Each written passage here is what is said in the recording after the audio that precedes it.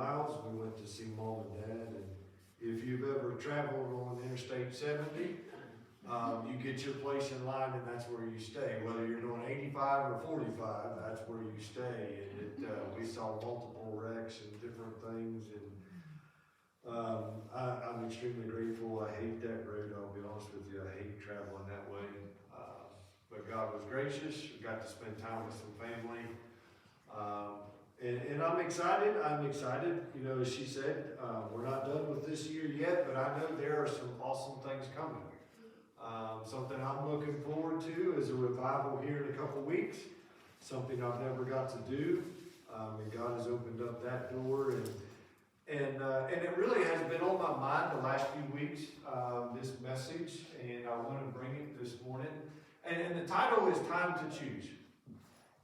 Time to choose. I thought about as we were getting ready for holiday shopping, and Thursday evening we were all sitting around eating pizza because everybody's done with the whole turkey and the ham and all that stuff. So we ordered an extra pizza so that we could warm it up. And so we were sitting there with my sister and her husband, my brother-in-law, and my mom and dad, and they were asking the proverbial question, do you want to go Black Friday shopping? What do you want to do? And I was like, not me. Unless we're going to Bass Pro Shop or to Dunham's or, okay, not me. But the idea was, are we going to choose? And then if you do choose to go, what are you going to get? Who are you going to buy for? What do you want for Christmas, right? This is typically a time where everybody's kind of like, what do you want for Christmas? What do you want to do? What do you want to choose? And for a little while at our house, where we were at with Mom and Dad, it was silent. I don't know if everybody was asleep, or if it was just everybody was kind of like undecided. Anybody ever been through that, where you're just kind of like, I don't know. Well, this year we didn't do it. They didn't get up at the 2 o'clock in the morning and decide to go shopping. Everybody slept in. Then we went shopping after lunch. I really liked that idea because I had a chance to wake up and we had a chance to go eat. Then we went shopping, and again, I was really frustrated with it and realized this is why I don't go shopping. And I go home. And we were really disappointed in the sales. We really thought they were struggling. But I thought it was interesting as we were walking through the stores, people were trying to make choices. People were trying to, weigh two different things. They were asking their spouses and they were doing different things. And I think it's interesting that anytime you go to choose, there's always some sort of variance in opinion. Anybody ever been through that? In an opinion. Sometimes I think I make the best decisions when I'm by myself.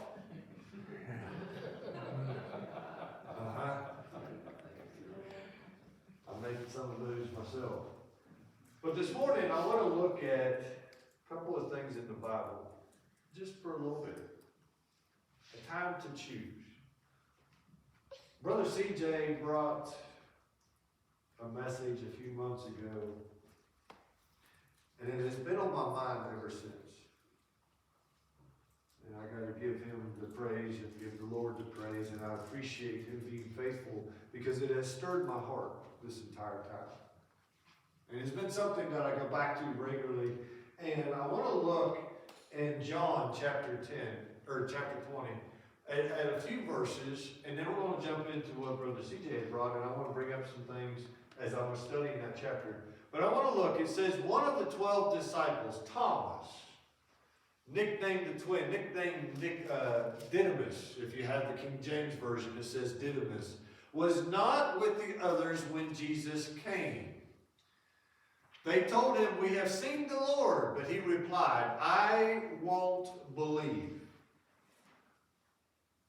unless I see the nail wounds in his hands, put my fingers into them, place my hand into the wound in his side. 8 days later, the disciples were together again, and this time Thomas was with them. The doors were locked, but suddenly, as before, Jesus was standing among them. Peace be with you, he said. Wouldn't that be an awesome entrance? Doors are locked. We have ours locked out there for safety reasons, and all of a sudden, somebody just appears in the middle. Man, what an entrance. That'd be awesome. Then he said to Thomas, put your finger here. He gets it even better. Put your finger here. Look at my hands. Put your hand into my side. Don't be faithless any longer. Believe. You see, here's the deal. We always talk to him and refer to Thomas as the what? The doubting Thomas. But I want to correct that real quick. You see, doubting is really a belief with hesitancy. Thomas says, I won't believe. He was rejecting what had happened. Anybody ever go through that in your life where you are rejecting what has happened? Where you are like, no, absolutely not. That's how I am with shopping. No, absolutely not. And then I usually get talked into it 8 days later. But I want us to understand, because here's the thing, is I think sometimes the devil will try to hinder us because we doubt. You remember the man that came to Jesus and said, can you heal my child? And he says, do you have faith? He's like, I have faith, but help me. He's like, I believe, but help me with my unbelief. That scripture haunts me every once in a while, because I want you to understand something. Even though we pray, even though we seek God, and I thought about as Sister Shauna was saying, all of the different milestones and hurdles that she has gone through, and some of us, included us with our family, going through those hurdles, sometimes you're going to believe, but you're going to hit some things that you're not going to believe, that you're going to struggle with. That is going to cause some doubt. It's going to cause some roadblocks. It's going to see, and I want you to understand that if you have served the Lord for any more than 5 minutes, you're going to hit those moments. Because we have to understand God is bigger than we are. That's right. This world is bigger than we are. If anybody's got the world in their hands and can handle it, you don't probably belong in church. Actually, you do belong in church because you don't have it handled. We have to understand this morning that Thomas was very much rejecting everything. He's like, I'm done. He's quit. I'm done. I'm not. He wasn't there the first time, Jesus. Remember, he quit. He's done. I'm out.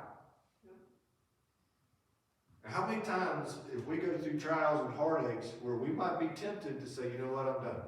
I'm out. And he had to make a choice. Because the disciples came and told him something that was awesome. And he so much, I think, in some respects, wants to believe it. But he's like, you know what? I don't want to go through this again. I've been through it for 3 years. I've seen God do some awesome things, but I just don't know if I can handle it anymore. And I don't believe it. But I want to encourage you this morning, make the choice to believe. Make the choice to believe. Thomas made the choice to show up 8 days later. He's like, you know what? I'm going to go. Now, I'm sure they would say, hey, come on, we're getting together. All the guys are getting together. It's a guys club. It's the disciples. We're all getting together. Everybody's getting together. We're going to have pizza. We're going to have some Dr. Pepper. So everybody come. And Brother Greg will be there. Pizza and Dr. Pepper. I'm there. And Jesus shows up. He's like, hey, Thomas, I want you to believe. And I want you to understand something. Thomas never went through that rejection again. Do you know that he gave his life as a martyr in India preaching the gospel? He was actually in prayer, and they had to sneak up behind him and kill him in order to do away with him because they were jealous of the power and the opportunity that he was preaching about Christ. So I want you to understand something. The devil also knows the opportunities ahead of you. I want to encourage you this morning, take time to choose. I know this sounds strange, but we're going to get into it. I want you to turn now to 1 Kings chapter 18. 1 Kings chapter 18. Later on in the 3rd year of the drought, the Lord said to Elijah, go and present yourselves to King Ahab. Anybody remember this story? Let's set the scene a little bit. 100 years after David, you now have King Ahab and his wicked wife, Queen Jezebel. All right, good class. All right, everybody knows them too. Yeah, all right, here's the deal. They were some bad people. Okay? And they had done some things that were wrong to the point that God's like, I'm going to punish you and I'm going to show you that I'm God and I'm going to cause a drought. Now, why would he cause a drought? Why not a bunch of rain? Why not flood them out? Why not do other things? Because you have to understand that the Baal was the god of rain and also of fertility. So God has set himself against that God and caused a drought. There's not going to be any rain. You can pray all you want to this idol for rain, but there's not going to be any rain. Are you with me? He did the same thing with Egypt in the plagues. Every plague was a god that the Egyptians worshiped. That's why he set them up like he did. God does everything for a reason. Something is there. Either we have to learn, we have to choose, we have to believe. So, Elijah has now told them it's not going to rain for 3 years. I'll see you. And he goes on vacation. He goes to the widow's house. So for 3 years, they cannot have any rain, and it has dried up. It's become a barren desert. They're struggling. So God tells them, go present yourself to King Ahab. Tell him I will soon send rain. Verse 2. So Elijah went to appear before Ahab. Meanwhile, the famine had become very severe in Samaria. And Ahab's son Obadiah, who was in charge of the palace. Now Obadiah was a devoted follower of the Lord. Once, when Jezebel had tried to kill the Lord's prophets, Obadiah had hidden 100 of them in 2 caves. Now, if you're really good with math, in case you're not, the Bible helps you. He put 50 prophets in one cave, and he supplied them with water and food. So if he put 50 in one cave, how many did he put in the other cave? 49. 45, yeah, 45. Yeah, that'd be my luck. That'd be one of the ones like, oh, man. Pick a number. 50 and 50.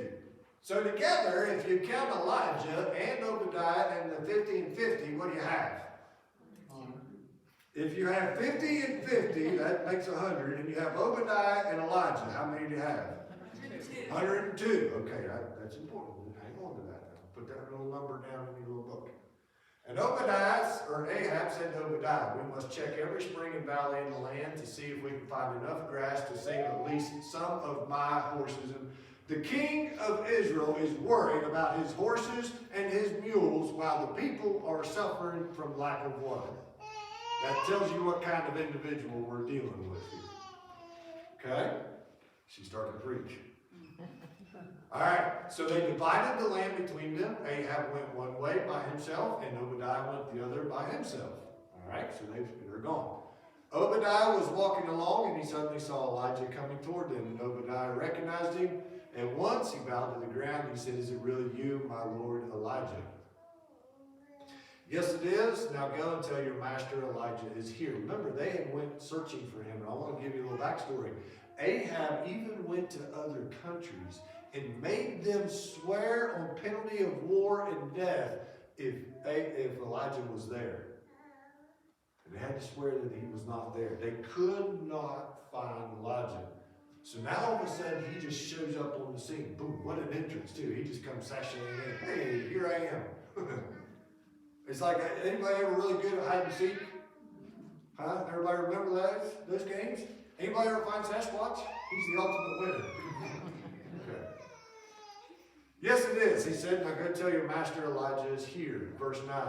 Oh, sir, he says, what harm have I done to you? He's like, why are you sending me to go say that I have found you? Because if I come back, you'll be gone. That's what's happened in the past. Verse 10.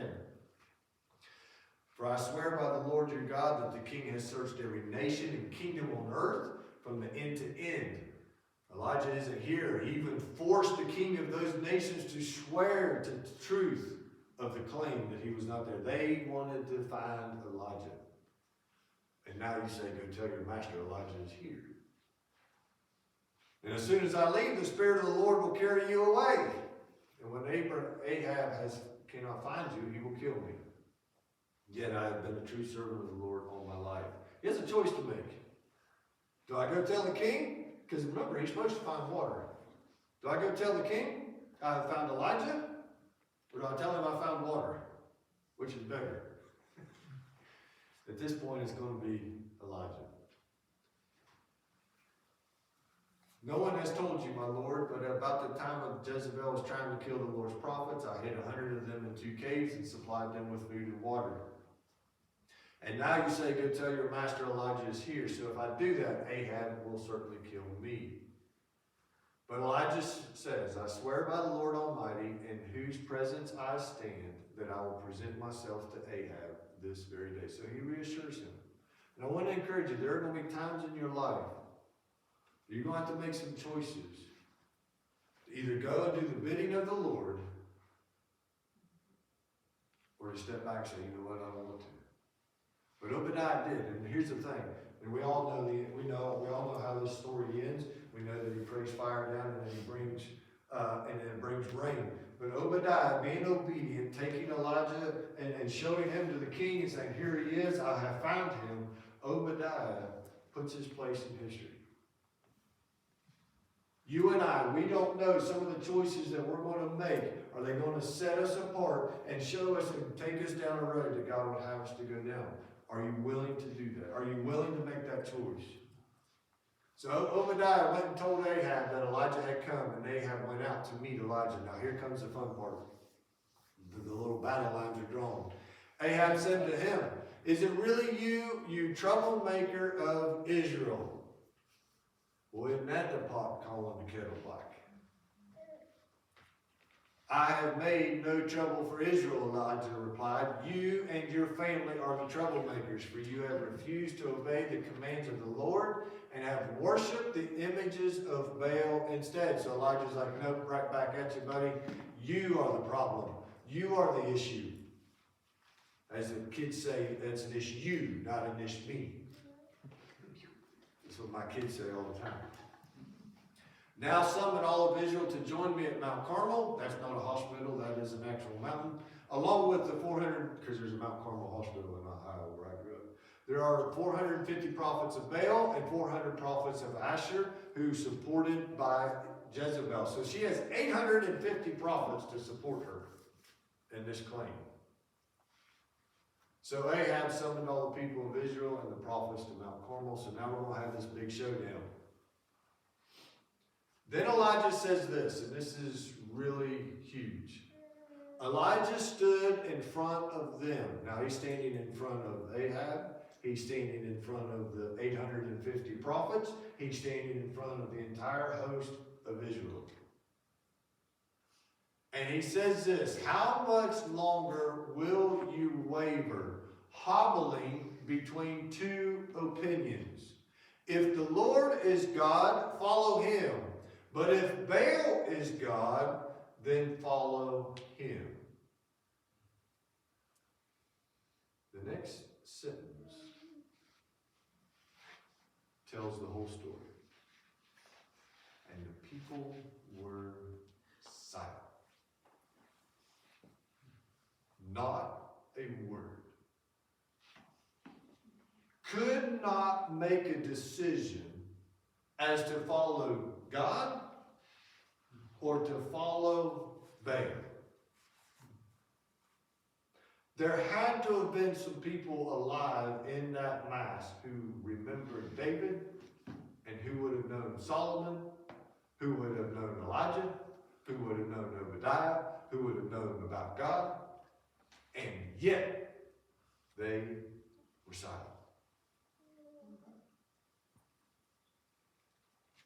God give us a people who are not silent. I know, and without a shadow of a doubt, probably some of them were scared for their life. Jezebel was not a very nice person. But we have people in today's society who are also losing their life and going through the very same situations they were going through, and yet those people are not silent. It says right now that in China and other places, the Church of God is growing by leaps and bounds. But yet in America, where we have freedom, it's dying. Come on. Come on. Why? Because we're silent. Do we understand what that word hobbling means? Do you know what that word means? That's an ancient term. Very ancient term. Now you'll see it a lot in horses and things like that. It is an equestrian term, okay? And what that means is, and they actually make belts for this nowadays. It used to be just a piece of rope. But what you do is when you hobble a horse or you hobble an animal of some sort, they'll even do it with dogs or different things, is they will tie, typically it's the front paws or the front hooves of an animal together, okay? And they do it in such a way, much like you and I would think about handcuffs. What does handcuffs do to a person? It limits what you can do, okay? Same thing with this, is it will limit a horse or something like that. They do that out there by our house. They'll do that if a horse is wild, if it's crazy, if it's doing different things, or if it breaks out a lot from its pen. They will hobble the horse. So in other words, they put restraints on it, keeping it from going in the direction it wants to go. It's called hobbling a horse, okay? And they'll basically belt its legs together. They actually make a belt for this, and that's called a hobbling belt. You can look it up. Now, what it does is it causes the animal to have to be restrained, and it also causes the animal to have to be silent in such a way that it can't make a decision, because no matter which way it goes, it trips and falls. But it will allow it to stand there and graze and get to water. It can kind of shuffle in such a way, but it can't go galloping and be free to move. Are you with me? So what he's saying here is like, look, there are restraints on you. You need to break free. Make a decision. Do you remember Paul said, I am no longer a slave to sin. I'm no longer, he uses the same word. I am no longer tied. I'm no longer restrained. I'm no longer bound. What does sin do to us? It binds us up. Now, many times we think it's dancing and a lot of fun. Okay, and they use the term dancing because here in a little bit you're going to see that come to play. Not dancing because the wife and I like to cut a rug around the kitchen table. Now we can move the kitchen table and put up a Christmas tree. We got Johnny Mathis, so me and her might have to dance a little bit with Johnny Mathis.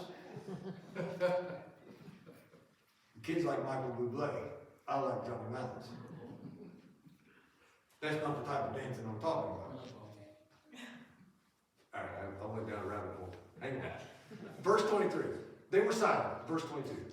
Then Elijah said to them, I am the only prophet of the Lord who is left. Now that's not completely true.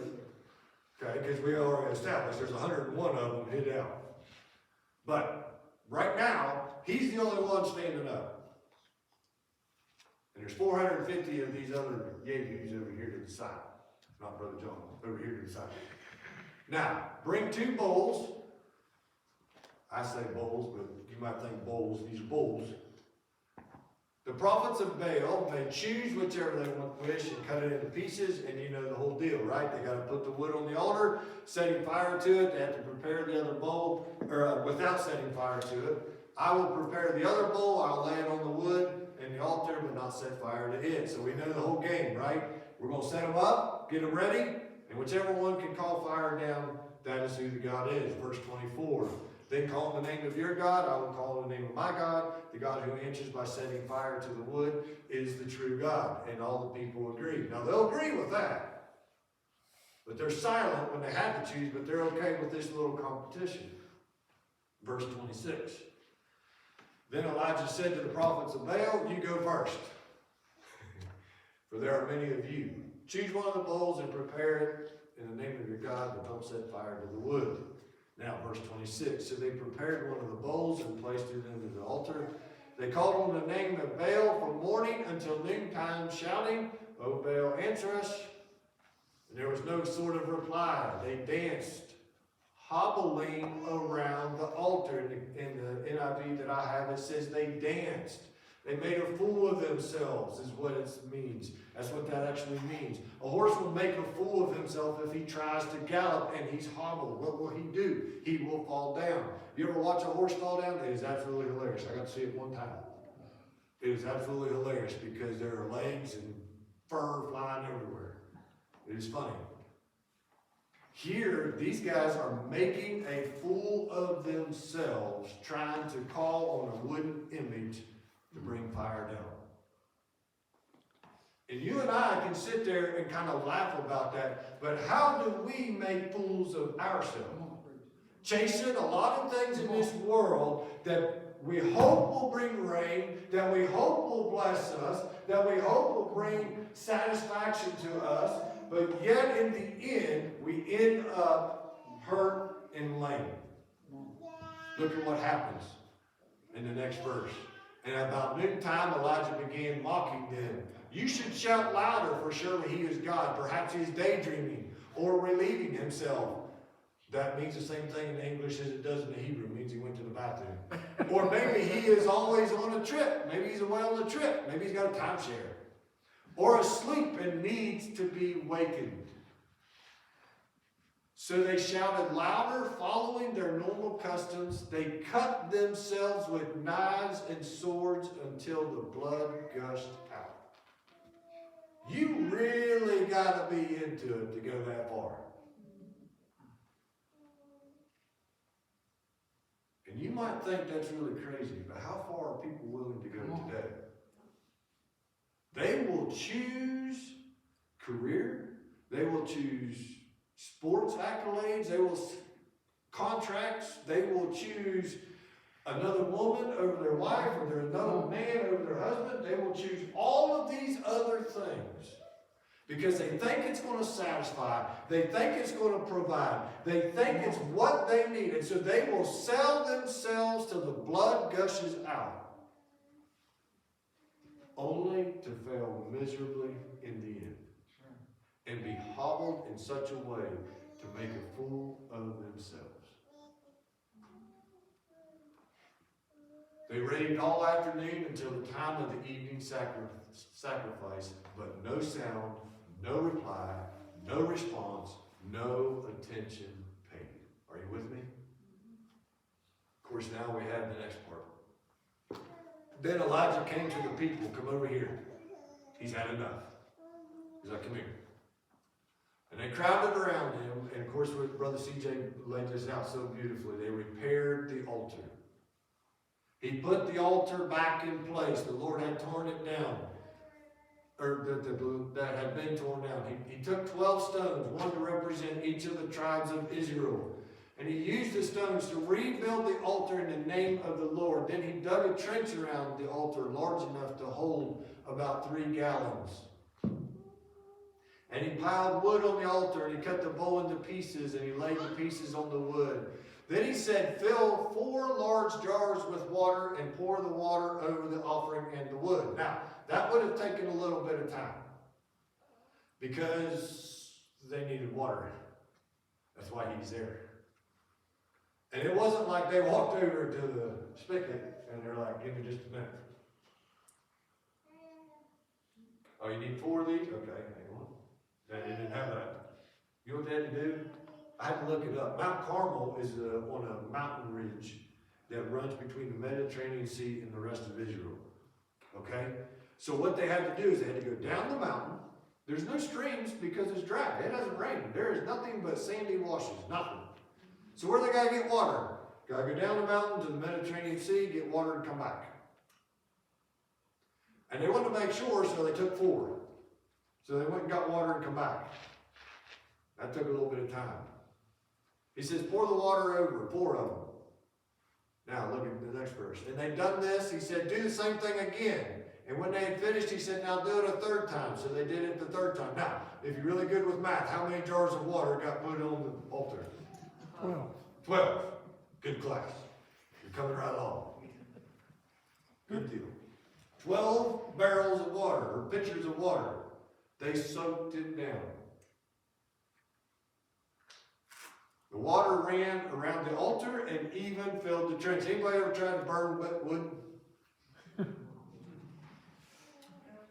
Yeah, you can. It's going to take a little bit.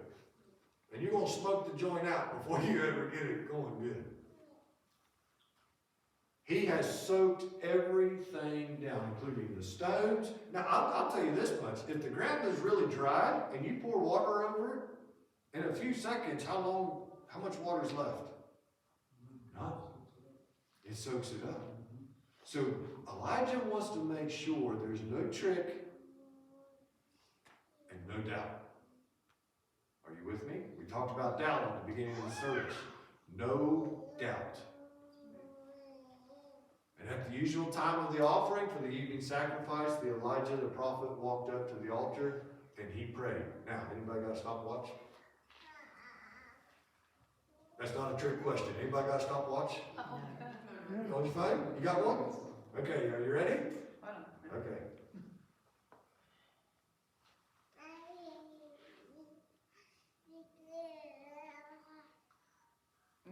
Okay, you ready? Go. O Lord, God of Abraham, Isaac, and Jacob, prove today that you are God in Israel and that I am your servant. Prove that I have done all this at your command. O Lord, answer me. Answer me so that these people will know that you, O Lord, are God, and that you have brought them back to yourselves. Stop. 23.62. Okay. 23 to 30 seconds if he paused for some dramatic thought. I had seen a timer on one of them that says it was 30 seconds at best. 30 seconds. How long did the Baal prophets cry out to their prophet? All day. All day. 30 seconds. Watch what happens in verse 38. Immediately, the fire of the Lord flashed down from a clear blue sky. Anybody ever see lightning come out of a clear blue sky? I tell you, I never have. Clear blue sky. Immediately, the fire flashed down from the Lord, burned up the young bull, the wood, the stones, the dust, and even licked up the water in the trench. That is one hot fire. Immediately, in 30 seconds. Here's the deal. God does not need a whole bunch of flowery, lot of pump, lot of stuff, lot of flash, all of this stuff going on. God needs an open heart, an honest heart, and a few words to honor him, and watch what happens. And when the people saw it, they fell down on the ground and cried, "The Lord, he is God. Yes, the Lord, he is God." I want to encourage you this morning, this very thing. You see, I said a little bit ago that didymus, which is named twin, it's a slang term to mean twin. You see, every single one of us has a twin. Look at your neighbor and say, "I have a twin." I have a twin. I have a twin. Every single one of us has a twin. You see, Paul acknowledged this when he wrote, when he said, "I want to make sure I don't disqualify myself."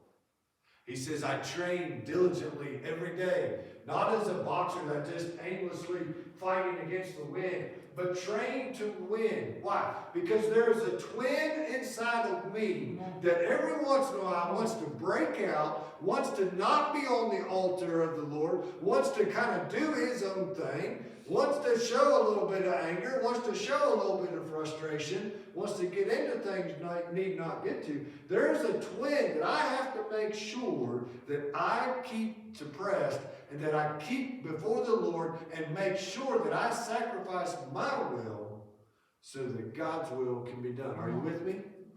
Every single one of us has to deal with this because we're not dead yet. Come on.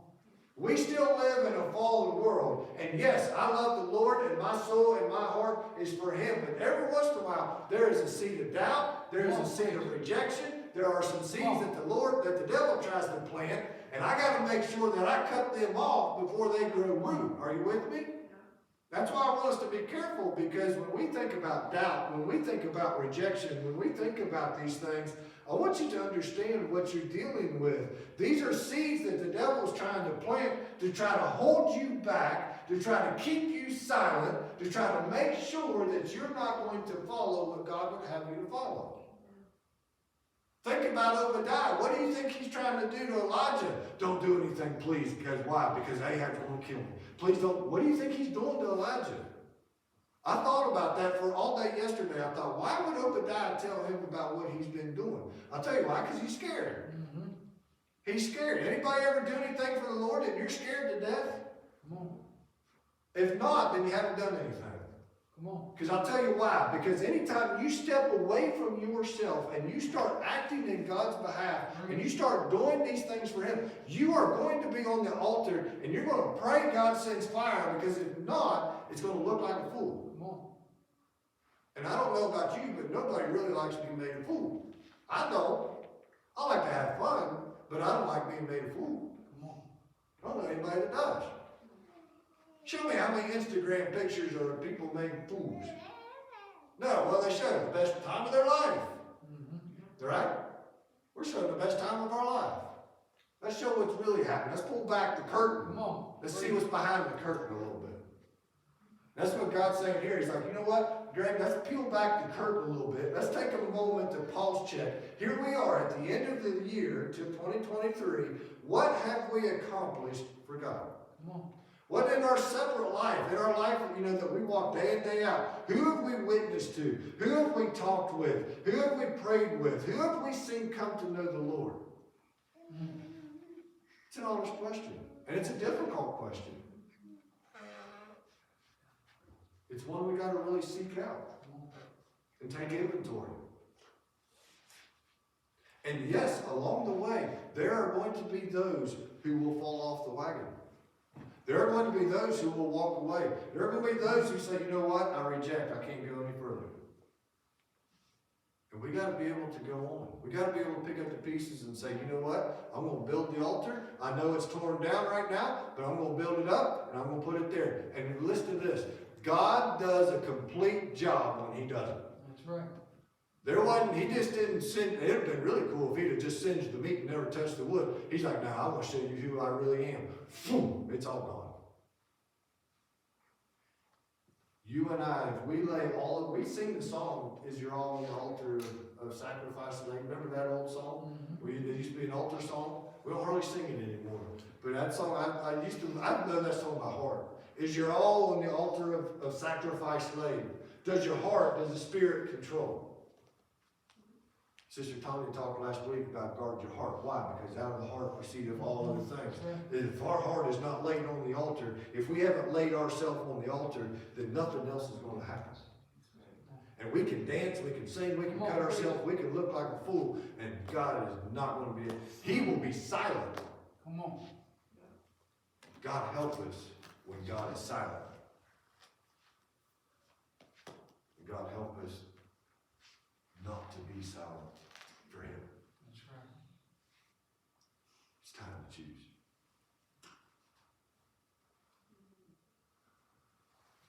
We have to be willing to choose. And the choice is this.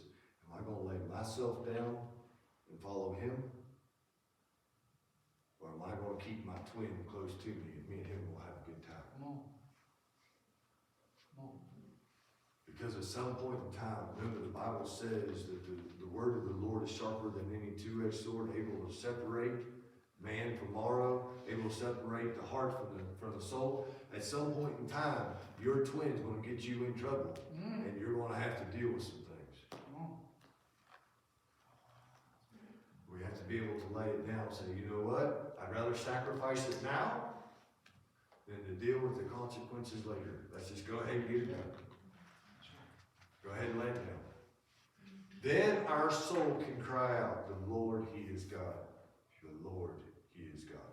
Why? Because we've made the choice. Time to choose. Dear Father, we come to you today. We thank you and we praise you for all that you've done. Dear Lord, you have been so gracious to us. You have given us your word. And dear Lord, I ask as each one of us takes just a moment to do inventory, that we search our heart and our life, dear Father. Have we picked up our twin? Are we keeping our twin close to us? Are we allowing him to sow seeds of doubt and different things into our mind, and that we're walking away from the altar that you have asked us to prepare? Dear Father, help us to lay ourselves down and say, you know what, Lord, here I am. Help us to be able to make choices, dear Father, and to see truly what those choices are and what are we choosing? What are we buying into? Dear Father, help us. Maybe we're like Thomas and we've rejected it all and we said, you know what, I quit. And we walk away. Dear Father, thank you for being gracious to come back and say, hey, why don't you come back in? Thank you for that graciousness. Thank you for that grace and mercy. Dear Father, help us not to be rejecting, but to say, you know what, I believe I'm going to go all the way. Help us, dear Lord, to lay that down and to nail that down today. And we thank you and we praise you in Jesus' name. And to give you just a few minutes to take inventory and to thank